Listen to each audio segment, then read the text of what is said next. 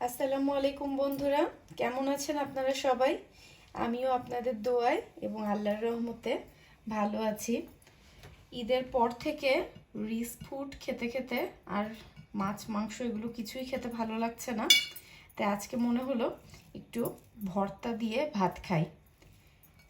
আজকে আমি করব চিংড়ি মাছের বালাচাও ভর্তা। এই বালাচাওটা বাংলাদেশ থেকে আমার বোন পাঠিয়েছে। তা আসুন শুরু করি ভর্তাটা তৈরি করা। আপনাদের দেখাই আমি কিভাবে ভর্তাটা করি। এখানে আমি একটা মাঝারি সাইজের পেঁয়াজ পাতলা পাতলা করে কেটে নিয়েছি আর 4-5টা কাঁচামরিচ কুচি করে নিয়েছি।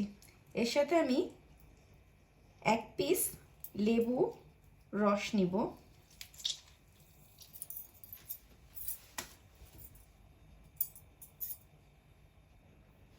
পেঁয়াজে আমি এখন অল্প করে লবণ দিয়ে দিব। বালাচাওতে কিন্তু লবণ দেয়া থাকে, তাই লবণটা অল্প করে দিবেন। পেঁয়াজের অনুপাতে শুধু পেঁয়াজটাতে লবণ হবে, এই পরিমাণে অল্প করে লবণ দিলেই হবে। এখন লবণ, লেবু আর কাঁচামরিচ পেঁয়াজটা আমি খুব ভালো করে মাখাইয়ে নিব। পেঁয়াজটা হালকা নরম হয়ে আসবে এই পর্যন্ত মাখাইয়ে নেবেন পেঁয়াজটা।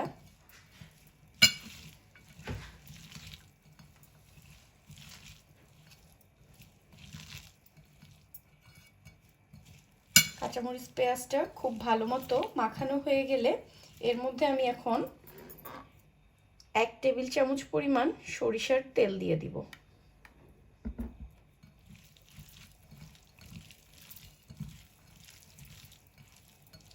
তেল দিয়ে পেঁয়াজ মরিচটা আর একটু মাখিয়ে নিব।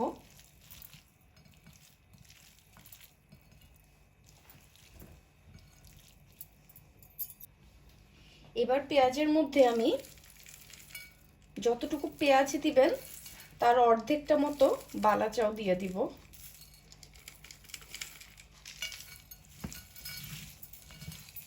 বালাচাওটা দেওয়ার পরে পেঁয়াজের সাথে খুব আলতো হাতে মাখিয়ে নেবেন, বালাচাওটা ভেঙে গেলে ভালো লাগে না।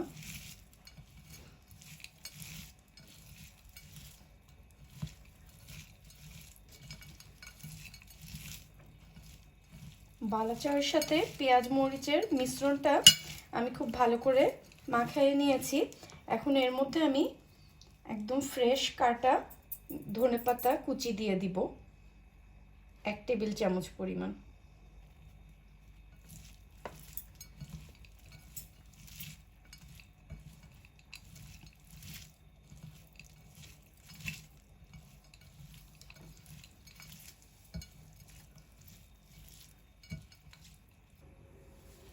তৈরি হয়ে গেল আমার বালাচাও ভর্তা। গরম ভাতের সাথে এই বালাচাও ভর্তাটা খেতে কিন্তু ভীষণ মজার লাগে। আজ তাহলে এখানেই বিদায় নিচ্ছি। সবাই ভালো থাকবেন, আমাদের জন্য দোয়া করবেন। আল্লাহ হাফেজ।